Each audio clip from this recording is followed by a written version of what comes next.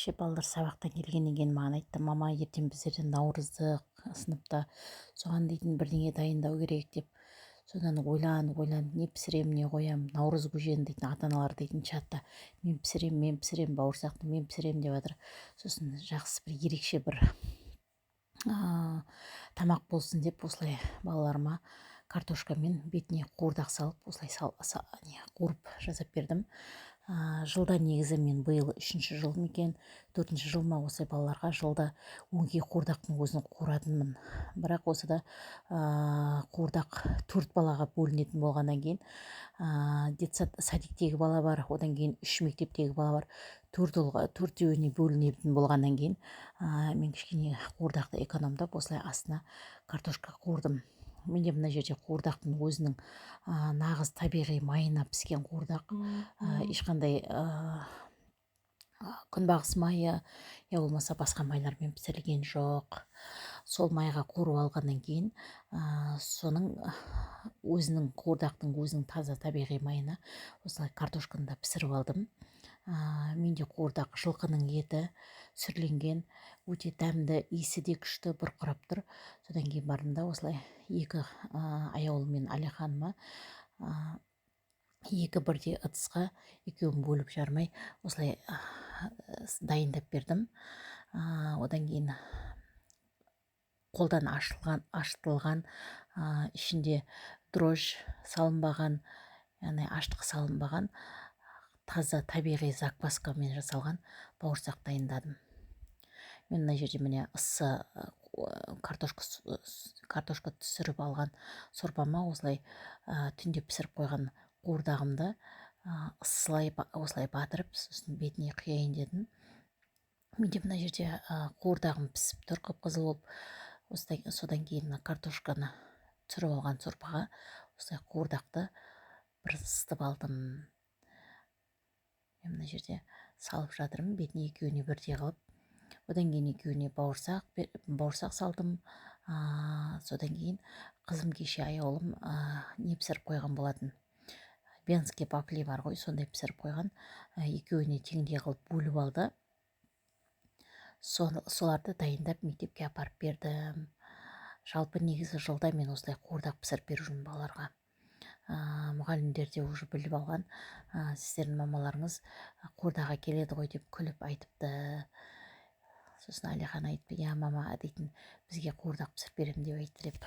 Сонымен осылай екеуіне теңдей қылып қуырдақты ып-ыстық қылып бетін осылай пищевой пакетпен орап, екі қабаттап. Менде мына жерде қуырдақ өте қатты ыстық болып тұр. Сонда да балаларға мектепке апарғанша суып қалмасын деп екі қабаттап осылай беттерін жаптым.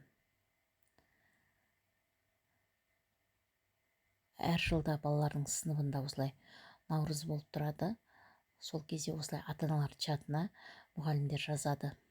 Ол балабақша болсын, мектеп болсын, ата-аналардан осылай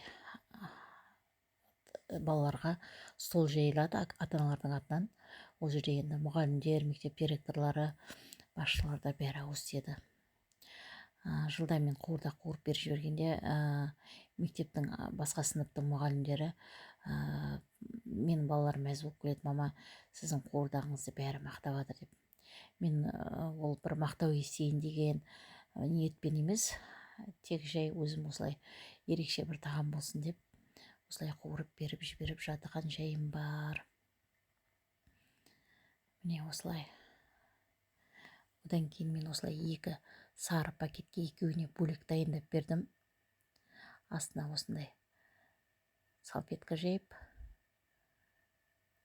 қуырдақты бір жақ шетіне салып, содан целлофан іздеп, целлофанға кешегі түнде пісіріп қойған таза табиғи аштықымен піскен бауырсағымды, қыздар керек, егерде заквасканың рецепті керек болса, маған комментарийге жазып кетіңіздер. Мен сіздерге міндетті түрде бауырсақ табиғи аштығының рецептісімен бөлісетін боламын, егерде керек болса әрине. міне менің бауырсағым күшті болып көтерілген, оның ішінде түрлі дәнді дақылдар бар, кунжут, мак, одан кейін асқабақтың дәнін де салдым. Мен одан кейін қолдың нанын да пісірдім. Осы закваскамен мынау бауырсақ балаларға салып беріп жатқаным. Міне мынаны кеше міне қызым венский вафлиді пісіріп қойған. Інісімен өзіне, ертең ағасы мен інісіне де тағы да пісіріп береді, садиктегі інісіне де. Қызымның өзінің авторский вафлиі өзі осылай қонақ келерде, яғни ауыз ашарға осылай күнде пісіріп тұрады ерінбей. Міне осылай өздеріне де пісіріп алды. Мен бір пакетті Алихандікін дайындап, ішіне қуырдағын, бауырсағын, вафлиін бәрін салып дайындадым. Мына жерде екінші пакетке тоже аяулымдікіне осылай дайындап жатырмын. Мен сары пакеттің ішіне қуырдағымды бетін жауып осылай бір жақ шетіне салдым да, одан кейін осы вафлиді салып жатырмын. Қалған вафлиді аяулымға дайындап жатырмын. Мен мына жерде вафлиді салдым, енді қалған бауырсақты оны да сол аяулымға салып беріп жіберемін. Бәрін дайындап, сағат 10:30-да басталады деді. Мен 10:00-да уже дайындап, бәрін мектепке апаруға осылай салып жатырмын пакетке. Міне осылай дайындап балаларыма апарып бердім. Ал наурыз құтты болсын, ақ мол болсын, деніміз сау болсын, балаларымыз аман болсын.